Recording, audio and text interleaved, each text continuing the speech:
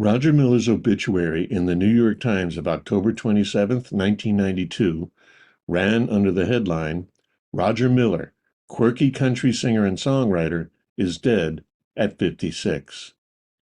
As condescending and limiting as that is, it does reflect how a lot of people thought of Miller, the clown prince of country, the down-home jester of pop, behind novelty hits like Dang Me, Do-wacka-do, Chug-a-lug, and You Can't Roller Skate in a Buffalo Herd.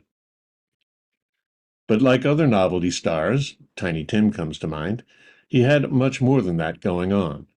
He wrote and sang the irresistible classics King of the Road and England Swings, as well as a slew of melancholy ballads that country stars lined up to record and still do. Lock, Stock, and Teardrops, When Two Worlds Collide, Invitation to the Blues, Husbands and Wives, and One Dyin' and a Buryin', the Don't Fear the Reaper of country music.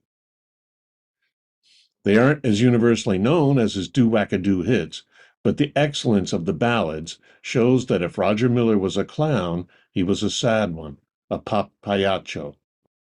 You can hear it in his wicked gift for writing songs that manage to be jaunty and sorrowful at the same time. In the Summertime, Attaboy Girl, Engine Number 9, and Walking in the Sunshine, which contains what may be the ultimate Miller line. Put a smile upon your face, as if there's nothing wrong. Then there's Dad Blame Anything a Man Can't Quit, a jolly 1966 tune in which he describes his self-destruction, a project he unfortunately completed a quarter of a century later. When Miller wrote about hard times and smiling through the tears, he wasn't theorizing. He was born into the Depression in 1936 in Fort Worth and was a toddler when his father died. His desperate mother farmed him out to an uncle in Oklahoma, likely the source of one of his oddest song titles, My Uncle Used to Love Me, But She Died. Legend has it he picked cotton to earn the $8 for his first guitar. An in-law, Sheb Woolley, bought him a fiddle. Sheb must have been an inspiration to him. He made his own novelty songs, recording The Purple People Eater and writing the Hee Haw theme. After a tour in the Army during the Korean War, Miller headed to Nashville. He was not an overnight success. He played fiddle in Minnie Pearl's band, drums for Farron Young, and was a singing bellhop in a hotel. Gradually, he began to write standard, sturdy material that was recorded by George Jones, Johnny Paycheck, Jim Reeves, Ernest Tubb. By 1960, he was recording his own work, the deceptively upbeat In the Summertime and the doleful When Two Worlds Collide. It wasn't until 1964 that he began making the novelty records for which he's best known. His sauntering vocal delivery, goony hillbilly scat, and ingenious, serenely cartoonish lyrics made them giant hits around the world, earned him trunkloads of cash, which flowed right through him, and won him shelves of Grammy Awards. But he'd built himself a jester's ghetto, and he knew it. A lot of drinking, chain smoking, and romantic turmoil ensued. Dang Me was at least semi-autobiographical. He began doing other people's songs, including Dennis Lynn's charming Tom Green County Fair.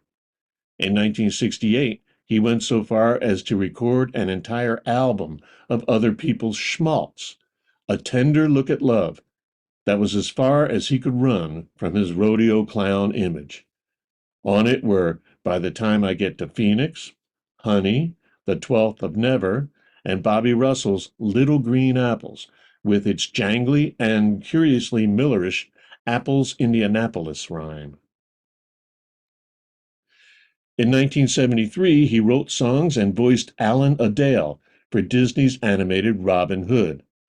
That year, he also released Dear Folks, Sorry I Haven't Written Lately, an album with more of his own songs. Two of them are among his gloomiest ever. First, there was The Animal of Man, with the lines, "And his traces can be found in the dying streams and meadows, and he'll kill you if he can. He's the animal of man." Then there was "Mama Used to Love Me, but She Died," a reworking of the Uncle one, and another example of his genius for the upbeat but sad. By this point, he was barely cracking a smile through the tears. He hadn't done much noteworthy for a decade when he pulled himself together for his last triumph, writing the songs for the 1985 Broadway musical Big River, based on Huckleberry Finn. He handily showed off his range, from the gloriously gospelish The Crossing to the more Millerish The Royal Nonsuch and Government. The show was a hit, and he won a Tony for it, the first country songwriter ever to win one. After that, a lifetime of chain smoking and other bad habits, "Dad blame anything a man can't quit," caught up with him. But his songs are still loved, especially by musicians, and if anything, the depth and range of his talent is better appreciated now than when he was a star.